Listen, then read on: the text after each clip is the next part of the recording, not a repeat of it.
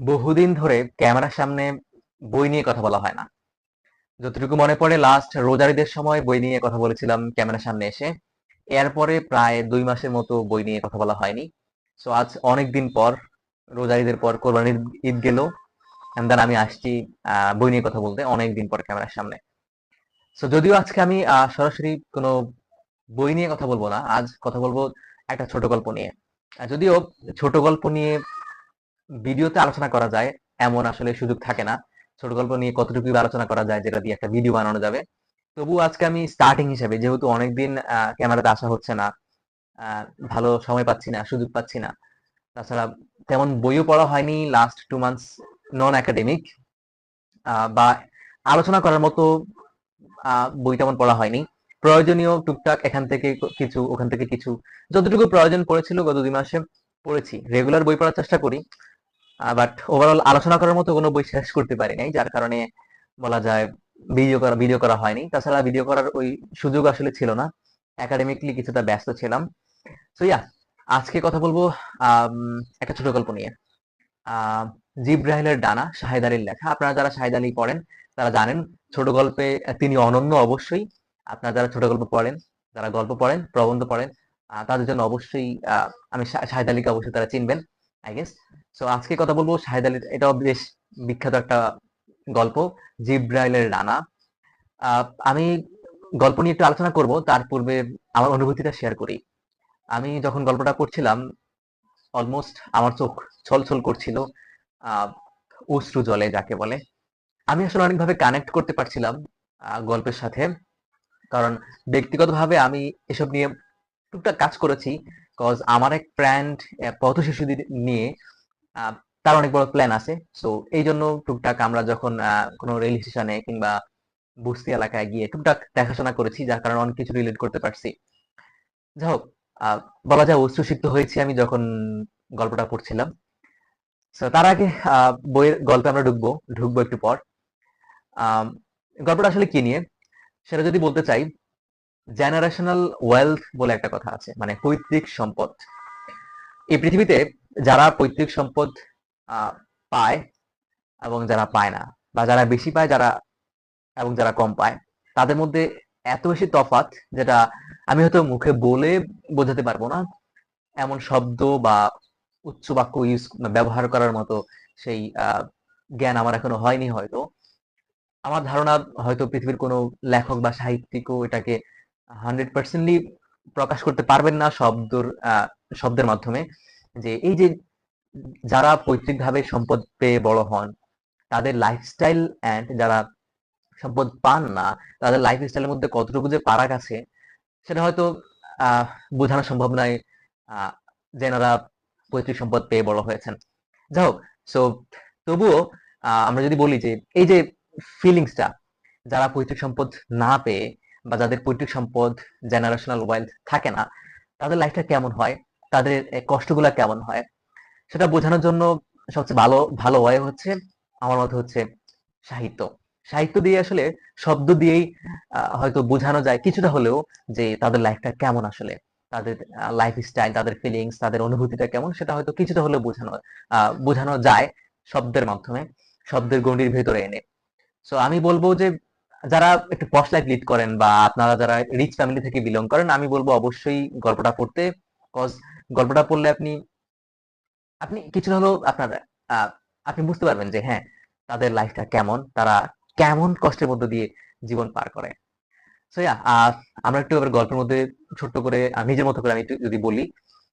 গল্পটা হচ্ছে এমন যে নবী নামের একটা বালক, যার বাবা মারা যায় একেবারে ছোটবেলায়, যাদের আসলে পৈতৃক সম্পদ থাকে না, বা নবীর বাবার আসলে তেমন পৈতৃক সম্পত্তি তেমন ছিল না, বা ছিল না বললেই চলে। সো যখন নবীর বাবা মারা যায়, নবীর মা বাইরে কাজ করে, ভিক্ষাবৃত্তি করে আহ নিজেদেরকে চালানো, বা পেট, মানে যাকে বলে ক্ষুধা নিবারণের চেষ্টা করা আর কি। লাইফে তো আমাদের অনেক কত ইচ্ছা আকাঙ্ক্ষা থাকে, কত লায়াবিলিটিস থাকে, তাদের জীবনে শুধু পেটের খিদা নিবারণের চেষ্টাই তাদের জীবনের সবচেয়ে বড় যুদ্ধ। তো নবীর বয়স তখন, গল্পটা যখন শুরু হয়, নবীর বয়স তখন 7 কি 8 বছর। এই বয়সে নবীর মা তাকে একটা আহ, কারখানাতে চাকরির জন্য দিয়ে দেয়, কারণ এছাড়া তাদের হাতে কোনো ওয়াই তো নাই। তাকে পড়াবে কি দিয়ে?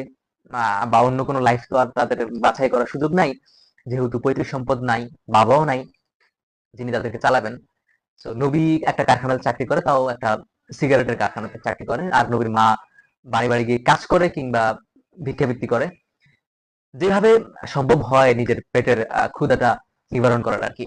তো নবী একদিন রাতে ঘুমানোর সময় হঠাৎ করে লক্ষ্য করে, আহ বা কোনো এক দিবা স্বপ্ন যদি বলা যায়, নবী লক্ষ্য করে যে কেউ একজন যাচ্ছে তার বাড়ির পাশ দিয়ে। তো নবী মাকে তার জিজ্ঞেস করে যে কি যাচ্ছে। তো ওই দিন আবার ঘটনাক্রমে ওই দিন আহ লাইলাতুল শবে বরাত ছিল, বা শবে বরাত ছিল, সরি, শবে বরাত ছিল। তো নবীর মা তাকে বুঝায় যে জিব্রাইল এসেছে, আহ যেহেতু ওই দিন বলা যায় দোয়া কবুলের দিন। সো জিব্রাইল মানুষের পক্ষ থেকে যে মানুষের যে কষ্ট, যে চাওয়া পাওয়া আছে, সেগুলো আল্লাহ তাআলার কাছে পৌঁছে দেয়। তখন থেকেই নবীর মনে আল্লাহর সাথে কানেক্ট হওয়ার, জিব্রাইলের মাধ্যমে আল্লাহর কাছে তার দুঃখগুলা, তার যে এত কষ্ট, সে যে এই বয়সে কষ্ট করতেছে, খাবার পাচ্ছে না, ক্ষুধার্ত থেকেই রাত পার করতে হচ্ছে, দিনাতিপাত করতে হচ্ছে, এই কষ্টগুলো সে আহ, পাঠাবে কার মাধ্যমে? জিব্রাইলের মাধ্যমে আল্লাহ তাআলার কাছে পাঠাবে। এই স্বপ্ন নিয়ে এসে দীর্ঘদিন ধরে কাজ করে যাচ্ছে। কিভাবে কাজ করছে? সে কারখানা থেকে পালিয়ে গিয়ে সে একটা ঘড়ির মাধ্যমে, তার প্ল্যান হচ্ছে সে আহ, ঘড়ির মাধ্যমে আসমানে উঠবে। আসমানে উঠে আল্লাহর ঘুম ভাঙাবে। তার ধারণা যে আল্লাহ ঘুমিয়ে আছেন। তা নয়তো আল্লাহ তাআলা কেন শুধু মানে অনেকের কথা, সবার কথা শোনেন না, বড় লোকদের কথা শোনেন, বড় লোকরা আরো ধনী হয়, কিন্তু সে যে খাবার খেতে পারছে না, আল্লাহ কি দেখেন না? তার ধারণা আল্লাহ ঘুমিয়ে আছেন।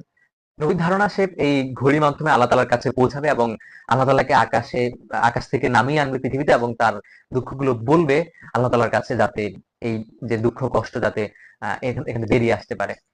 তো নবী প্রতিদিন এভাবে আহ সুতো দিয়ে ঘুড়ি উড়ায়। দেখে যে সুতো শেষ, নবী কি করবে? সুতো কিনা লাগবে। সুতো কেনার জন্য নবী রেল স্টেশনে গিয়ে কুলিগিরি করে, দু চার পয়সা যা পায় তা দিয়ে সুতো কিনে আনে, আবার নির্দিষ্ট একটা জায়গায় গিয়ে ঘুড়ি উড়ায়। কিন্তু দেখে যে ওই দিনও সুতো শেষ। পরের দিন আবার যায়, কুলিগিরি করে, দু চার পয়সা আর্ন করেন, সুতো কিনে আবার ঘুড়ি উড়ায়, দেখে যে সুতো শেষ। এভাবে একদিন সুতো ঘুড়ি দৃষ্টি সীমার বাইরে চলে গেল, কিন্তু আল্লাহ তাআলার কোনো খোঁজ খবর সে পেল না, এবং আরশের কাছে যে যাবে, কোনো খোঁজ খবর পেল না, কারণ ঘুড়ি কেউ টান দেয়নি। সে দুঃখ ভরাক্রান্ত মন নিয়ে বাসায় ফিরে আসে। পরদিন আবার যায়, সুতো নিয়ে সে ঘুড়ি উড়ায়।